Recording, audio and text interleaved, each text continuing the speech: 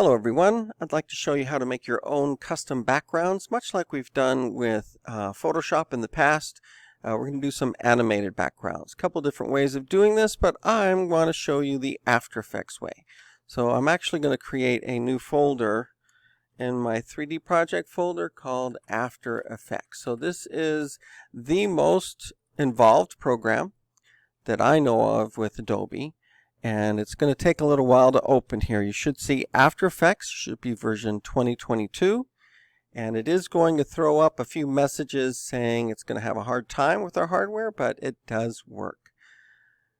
So this should be the picture that you see when you start it up. So this compatibility, we're just going to continue with the known issues for now.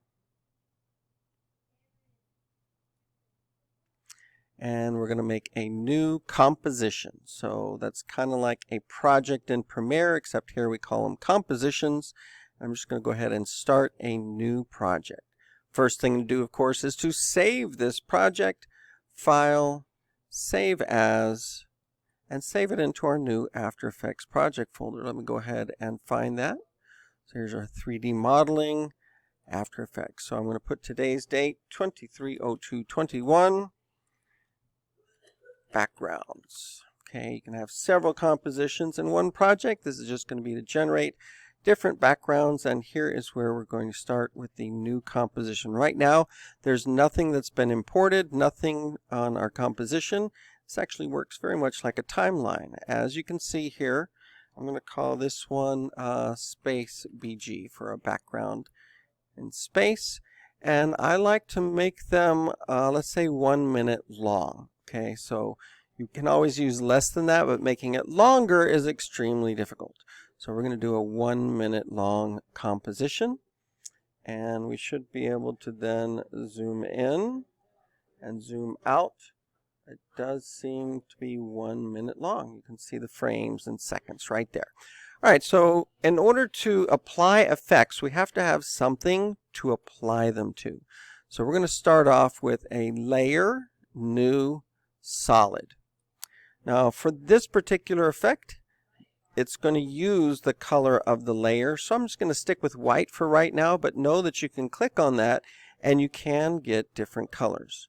I'm going to click OK, and I just want it to be the same size. It knows what color it is, so there's white solid one. It's just, let's click OK. And there is a white solid in our composition, and it lasts for 1 minute. Now under effects, we have a ton of different effects. Today we're going to be looking at some of the simulations, and I'm going to use Starburst. So when you apply this to the white solid, you get a bunch of stars. And they're going to be going at a default speed that is very, very fast. If you try to encode this as an MP4, it is going to have a very hard time. It's going to be very pixelated because it's going to be going crazy trying to correctly render every single pixel that's moving so fast. So let's look at our effect controls, and you can see that here is the Starburst. Now, if you apply something that you really decide you don't want, undo. Don't just keep adding a different effect and it layers them, and you can very quickly choke your computer. So I'm going to edit and redo, applying the Starburst, and you can see that there are some settings here. So one of the first things I like to do is slow it down. This is way too fast. Let's see what 0.5 looks like. So that slows it down quite a bit. I think 0.1 is a pretty good, gentle, flying through space look. Now, another thing is there are so many stars. So it doesn't have like the number of stars, but we can scatter them. So I'm going to increase this scatter, and they kind of go in every direction. And now you can see that I'm only looking at a portion of that star field. And there it is, flying slowly through there. Another thing you can do is the grid spacing. That also spread things out. Now when you do that, it seems to affect the size of the stars, but it's just the effect of spacing out the grid. So we can turn around and then make those stars smaller again.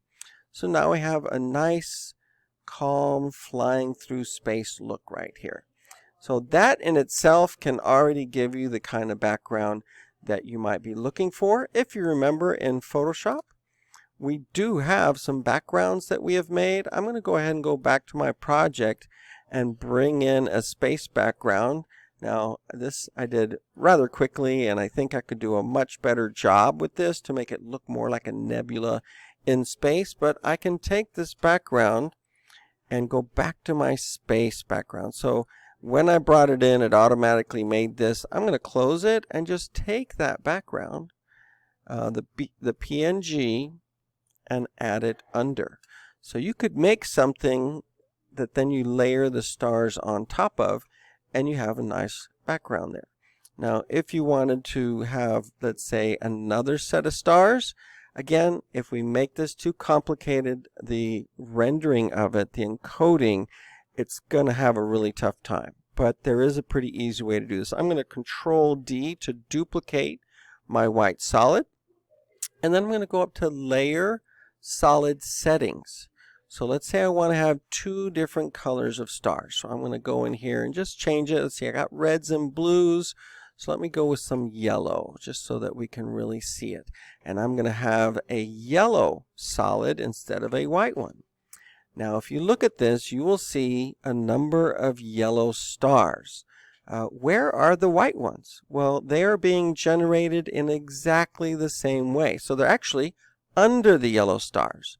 So we need to go back to our effect controls and change the phase. It's just going to be kind of put it out of sync with the white ones, and now we have yellow ones and white ones. They're not right on top of each other anymore, but they've got the same speed, the same size. Everything's more or less a nice mix together. If you have really giant stars moving super fast and little tiny ones that are moving slow, it can really ruin the effect you might be going for. So that is one way to make an animated background. Let me go ahead and composition, add to Adobe Media Encoder Render Queue. Okay, but I've made a lot of changes here, so I better save this. I have not saved this yet. If it crashes, and it will, I guarantee this program uses so much memory and processor power that it will crash. So I really should be hitting that Control S frequently. All right, so let's see. How do we turn this into an actual video asset that we would be able to use? So composition and then add to Adobe Media Encoder Queue. It's very different than the render queue. I really think that the Adobe Media Encoder gives you much better results. And you can go back to it and see exactly what your settings were, try different settings. If it crashes, you can just try it again without having to go back through all of this. It does mean a separate program is going to be opening up. So let's give that a chance to do that. Okay, so it finally showed up. I tried several times, so I don't want to render it 3 times. I'm going to either skip selection, or in this case, I'm going to simply remove that one, take that out, and this one, and just keep the most recent. Now what you'll notice is that the last time that I rendered, I made an animated GIF. So that's what it's trying to do this time. Instead of coming up with a screen that says, this is the format I'm going to render to, you go back to it afterwards. So right here where it says animated GIF, I'm going to click on it, and that's going to open up the page that's going to give me the opportunity to change it back to H.264. And you can see you can choose the preset for YouTube, which is a great one to use. Won't have too much data. Sometimes I like to say you can make a larger file. It's okay. I want you to track every single star. Regardless, click on that first one, change the format to H.264. You can go with the preset that YouTube likes. It's going to be at the bottom here, YouTube Full HD. And you need to name it. Right now, it's remembering where my last one went. So I'm here in After Effects, and it's going to create this space BG. Now, you may make more than one, so please, 230221, and you can take that off, BG, and put your name on it.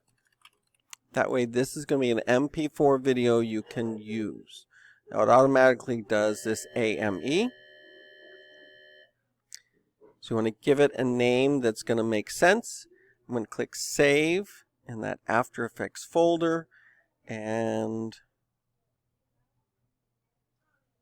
look at the video bitrate encoding.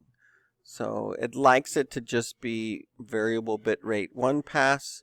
You can also make it a constant bitrate if you want to make it a little bit larger. I'm going to go with 24. And that's going to make, instead of 122 megabytes, it's going to be 182. So some more data being added in there.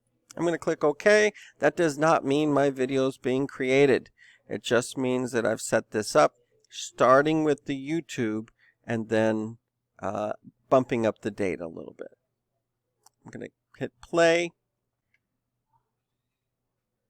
And now you can see that it is rendering this video that I would then be able to bring into Premiere and combine with other elements.